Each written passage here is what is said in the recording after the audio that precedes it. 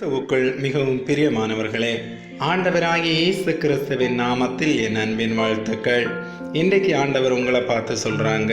ஏசாயா 30ஆம் அதிகாரம் 18வது வசனம். உங்களுக்கு இறங்கும்படி கர்த்தர் காத்திருப்பார், உங்கள் மேல் மனதுருகும்படி எழுந்திருப்பார். கர்த்தர் நீதி செய்கிற தேவன், அவருக்கு காத்திருக்கிற அனைவரும் பாக்கியவான்கள்.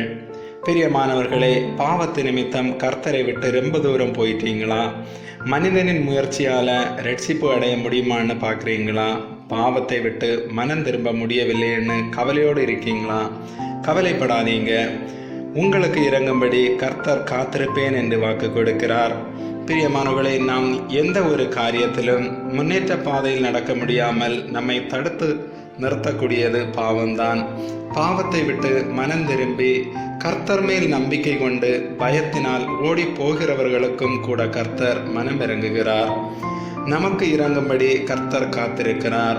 நம் மீது மனதுருகும்படி எழுந்திருப்பார்.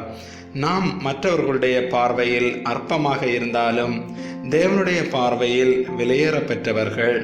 அவருடைய கடைசி சொட்டு இரத்தம் வரை நமக்காக சிந்தி நம்மை மீட்டெடுத்தார். அதனால்தான் நாம் விலையேற பெற்றவர்கள்.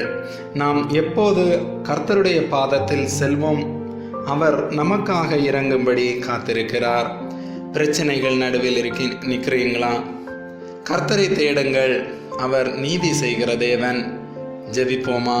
எங்கள் அன்பின் பரலோக பிதாவே, இன்றைய நாளுக்காக நன்றி அப்பா.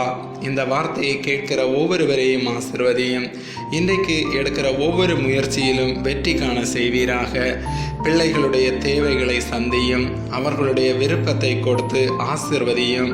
என்னென்ன காரியத்தை எதிர்பார்க்கிறார்களோ அந்த காரியத்தை உம்முடைய பிள்ளைகளை வாழ வைத்து கனப்படுத்தி ஆசீர்வதியும். ஆண்டவரே, உம்முடைய பிள்ளைகளுக்கு இரக்கம் செய்வீராக, பலப்படுத்துவீராக. இயேசுவின் நாமத்தில் ஆமேன். God bless you.